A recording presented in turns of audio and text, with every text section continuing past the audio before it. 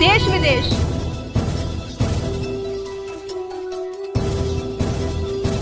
राजनीति,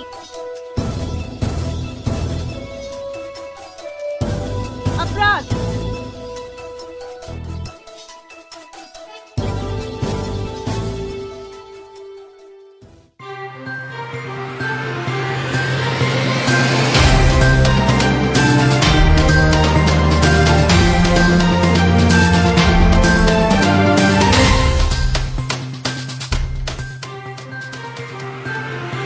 नमस्कार दोस्तों, मैं इस वक्त फिर से मौजूद कुलिंजन मदारपुरा में हूँ। हमारे साथ एक और कैंडिडेट जुड़ चुके हैं जो कि कुलिंजन मदारपुरा से प्रधान पद के भावी उम्मीदवार हैं। जानते हैं उनसे कि इस वक्त जनता क्या मांग रखती है, जनता की क्या डिमांडें हैं और जनता किस बेस पर यहाँ पर प्रतिनिधि चुनने वाली है। अगर उनको उनका प्रतिनिधि सही विकास की राह पर ले जाएगा तो वो कौन प्रतिनिधि होगा और उससे क्या मुद्दे होंगे, वो सभी हम लोगों ने जाना। उसके साथ साथ आज हमारे साथ मौजूद जरीफ जो कि कहीं ना कहीं प्रधान पद के लिए उनकी विशेष तैयारी में है। जानते हैं उनसे कि क्या मुद्दे रहेंगे, क्या वादे रहेंगे, क्या इरादे रहेंगे और क्या नया गाँव के अंदर लेकर आया जाएगा। उन सभी को जानने के लिए प्रधान पति प्रत्याशी जरीफ अहमद जी से बात जी। मेरा सबसे पहला जो मुद्दा होगा वो शिक्षा पर होगा जी। नहीं, शिक्षा पर सबसे पहले जोर दिया जाएगा। हमारे गांव में जो है 8वीं तक का स्कूल है जी। मैं चाहूँगा कि हमारे गांव की बेटी और बेटे यहाँ पढ़ें इंटर तक कम से कम जी। सबसे पहला जो मेरा मामला है जी ये विकास के लिए। दूसरा रोजगार का है, नौजवान लड़के हमारे हैं उनके लिए। तीसरा सफाई के लिए है, जहाँ सफाई बंद नहीं है।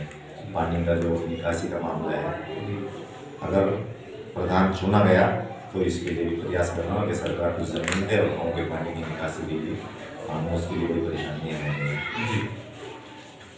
मैन तो हमारे मुद्दे यही है दो भी। और जो गरीब जनता है हमारे यहाँ, कुछ कच्चे मकान हैं, सरकार से मैं कोशिश करूँगा कि उनको पक्के करे जाएँ। न्यू जनरेशन है, नशे की तरफ बहुत ज़्यादा चल रही है, मैं पूरी ताकत लगाऊंगा गाँव को नशा मुक्त करूँ। प्रधान जी, कहीं ना कहीं ये कहना गलत नहीं होगा कि जिस तरह आपने बात की निकासी को लेकर, तो काफी समय से निकासी पर जो है समस्या यहाँ पर कुलिंजन में बनी हुई है, क्योंकि सबसे बड़ी समस्या का कारण बनता है यहाँ पर तालाब ना होना। तो क्या आप मानते हैं? जो पूर्व में प्रधान नहीं है उन्होंने बहुत ज़्यादा कोशिशें नहीं की जी इस काम के लिए जी। नहीं तो सरकार तो मदद करने के लिए तत्पर है जी। हमेशा तैयार रहती। हमारे यहाँ के जो प्रधान नहीं हैं वो इस मामले में थोड़ा सा ढिलाई रही है। अच्छा, ढिलाई यानी कि किसी ने भी निकासी के ऊपर काम नहीं किया। तो क्या प्रधान जी, मैं जानना चाहूँगा यहाँ पर जो निकासी की समस्या, जो तालाब की समस्याएं हैं, तो क्या तालाब के लिए कोई जमीन यहाँ शुरू से ही नहीं है?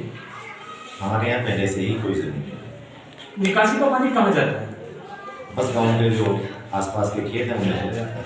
तो क्या खेत वाले अगर उसको रोक दें, खेत में पानी ना ले, तब लोग क्या करेंगे निकासी को? बहुत बड़ी परेशानी हो जाएगी गाँव वाले, बड़े रोकते नहीं है, गाँव वाले चलने देते हैं। तो क्या कभी ग्राम पंचायत की निधि से इस बारे में विचार नहीं किया गया कि ग्राम पंचायत से एक तालाब की जमीन को खरीद लिया जाए और वहाँ पर तालाब बनाया जाए? अभी तक ऐसा कोई प्रस्ताव गाँव के किसी प्रधान ने नहीं रखा है। तो अगर आप जीते हैं, आप क्या करेंगे? बिल्कुल प्रस्ताव रखूंगा और सरकार से इसके लिए जमीन मुहैया कराऊंगा जी। 100% इंशाल्लाह का निर्णय करूँगा। उसके बाद बात करते हैं, आपने शिक्षा की बात की तो आपने बताया कि इसमें यहाँ पर 8वीं तक का स्कूल है। तो क्या हमारे यहाँ पर कन्याओं के लिए भी कोई शिक्षा के लिए व्यवस्था नहीं है? कोई व्यवस्था नहीं है। तो क्या करेंगे उसको, कैसे आगे बढ़ाएंगे, क्या मांग रखेंगे, किससे लाने का काम करेंगे? इसे मैं कोशिश करूँगा कि इंटर तक हो जाए हमारे गाँव की बच्चियाँ जी। बाहर ना आए। उसके बाद ये तो बाहर जाना पड़ता है, कम से कम इंटर तक तो कोशिश करूँगा मैं हमारे गाँव में ये कॉलेज आ जाए, उसके लिए लखनऊ तक जाऊँगा जी। यानी कि पूरा प्रयास रहेगा। बिल्कुल 100%। उसके बाद बात करते हैं प्रधान जी, स्वास्थ्य के मामले में भी कुलिंजन मदारपुरा गाँव पिछड़ा हुआ है। कहीं ना कहीं अगर देखा जाए भवन निर्माण हो चुका है, लेकिन आज तक वहाँ पर किसी डॉक्टर ने आकर उसकी सूद नहीं ली है। तो उस बारे में आप क्या करेंगे? ये सब जिम्मेदारियाँ प्रधान की होती हैं, उसमें अगर वो एक्टिव रहते तो जाहिर सी बात है काम होता। सरकार की कोई जिम्मेदारी भवन बनवाने की है, डॉक्टर की है, डॉक्टर तो आने के लिए तैयार है, लेकिन कोई उनको लाए प्रयास करे तभी आते। यानी कि प्रयास नहीं किया गया और भवन बनने के बाद में उसको खंडर में तब्दील कर दिया। खंडर में तब्दील तो आपका मुद्दा रहेगा कि अगर आपको सहयोग मिलता है तो आप उसको चालू कराएंगे। बिल्कुल 100% चालू कराएंगे जी। उसके बाद बात करते हैं सर, दूसरी जो समस्याएं आती हैं वो आती हैं यातायात को लेकर। देखिए यहाँ पर शिक्षा के लिए भी व्यवस्था नहीं है, बात की जाए तो स्वास्थ्य के लिए भी व्यवस्था नहीं है। तो कहीं ना कहीं यहाँ से 7-8 किलोमीटर की दूरी पर एक कस्बा पड़ता है सरगना, तहसील सरगना पड़ता है, तो वहाँ लोग जाते होंगे। हाँ, अधिकतर कामों के लिए वहीं जाना पड़ता है। वहीं जाना पड़ता है, तो उसके लिए यातायात के बारे में क्या कहेंगे? फिलहाल तो हमारे यहाँ ई रिक्शा वगैरह है जी। तो बाहर थोड़ा 1.5 किलोमीटर दूर जाके बसें जाती हैं जी। बस यही सुविधाएं हैं यहाँ गाँव से कुछ तो यातायात को कुछ ध्यान रहेगा, क्या किया जाएगा? कोशिश करेंगे सरकार को बस यहाँ पे लगवाए आने जाने में, यहाँ की महिलाओं को, यहाँ के जेंट्स को परेशान करना जी, इसके लिए पूरा प्रयास करेंगे जी। अच्छा, उसके बाद सर बात करते हैं जो जिसका हक होता है, कहीं ना कहीं बात आती है जब वादे होते हैं, कहीं चुनाव होता है तो सरगर्मियाँ तेज हो जाती हैं, कैंडिडेट आते हैं, वादे करते हैं, तो कहीं ना कहीं फिर उसके बाद भूल जाते हैं। वृद्धा विकलांग पेंशनों पे जोर दिया जाता है, गरीबों को उनके हक की बात की जाती है, लेकिन उसके बाद कहीं ना कहीं वादे जो है खत्म हो जाते हैं। तो इस बार वृद्धा विकलांग पेंशन पे किस तरह का काम किया जाए?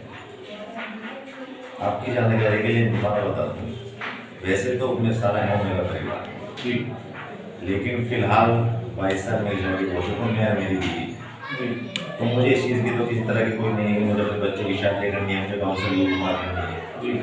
तो मैं तो पूरा का पूरा विकास जितना पैसा आएगा वहाँ से गाँव की सेवा की नहीं।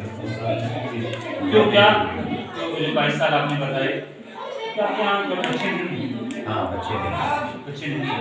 जी। तो सर ये भी कहना गलत नहीं होगा कि जब बच्चे नहीं हैं तो खर्चा नहीं है, और खर्चा नहीं है तो चोरी नहीं है।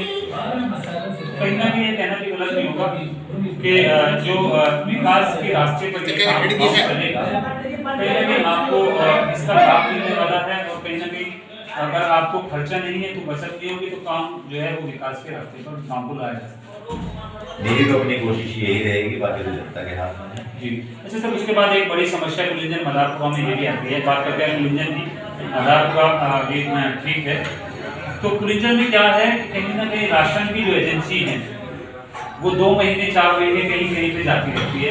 कहीं ना कहीं ये हो गया कि एक चलती फिरती दुकान है, उसके लिए गरीबों को राशन की बड़ी समस्याएं होती है। जो 2 रुपये किलो 3 रुपये किलो गेहूँ और चावल मिलता है, उसको खरीदने उसको लेने के लिए कभी अलग अलग जगह पे जाना पड़ता है।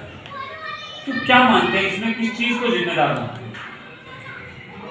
देखिए, देश के जिम्मेदार पीएम हैं, प्रधान की जिम्मेदार सारी सुविधाएं प्रधानमंत्री उपलब्ध करानी चाहिए, उन्हीं की जिम्मेदारी बनती है कि गाँव वालों की एक ही जगह राशन बढ़वाएं, टाइम पर बढ़वाएं। नहीं, ये हमें कहूँगा कि जनता की कमी है कि जनता या तो डीलर को परेशान करती है या डीलर जनता को परेशान करता है, क्या मानते हैं? दोनों बातें हैं, जनता भी डीलर को परेशान करती है, बाकी डीलर ज़्यादा है, 70% डीलर ही परेशान करते हैं, जनता परेशान नहीं करती। तो प्रधान जी, जितनी समस्याएं आपने बताई है, कहीं ना कहीं ये कहना गलत नहीं होगा कि जो वादे इरादे हैं वो सही होंगे और उसको आप खड़ा करने का प्रयास करेंगे। इंशाअल्लाह बिल्कुल हर हालत में पूरा करने की कोशिश करूँगा। तो देखा आपने किस तरीके से यहाँ पर वादे इरादे जो किए गए हैं उनको पूरा करने का काम किया जाएगा। अगर जनता का सहयोग मिलता है तो मुद्दा चाहे जो जनता के बीच रहकर उसको हल करने का काम किया जाएगा। और सबसे बड़ी बात मैं आपको बताते चलूँ कि ये कैंडिडेट ऐसे हैं जिनके पीछे नाम मात्र खर्चा है। एक घर में एक बीवी है और एक जो प्रत्याशी के रूप में आपके सामने है, साथ ही साथ ये उनके हस्बैंड है जो प्रधानपति हैं। यहाँ पर एक सबसे बड़ी समस्या का सामना ये भी है कि इनके यहाँ पर कोई बच्चा नहीं है, और बच्चा नहीं है तो खर्चा नहीं है।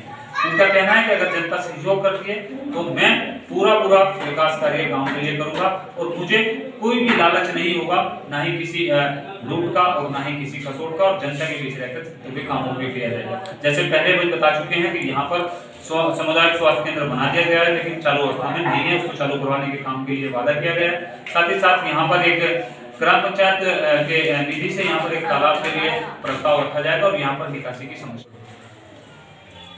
अभी आने वाले नवरात्रे और हमारे रमज़ान की मैं पूरे गाँव के वासियों को मुबारकबाद पेश करता हूँ, और मेरी पत्नी जो कि इलेक्शन लड़ रही है, मैं प्रधानपति हूँ, इसके लिए पूरी कोशिश करूँगा कि किसी को भी कोई समस्या ना हो, और मुझे ज़्यादा से ज़्यादा सपोर्ट करें। आपकी सेवा के लिए हमेशा तत्पर और 24 घंटे आपकी सेवा के लिए खड़ा हूँ। धन्यवाद।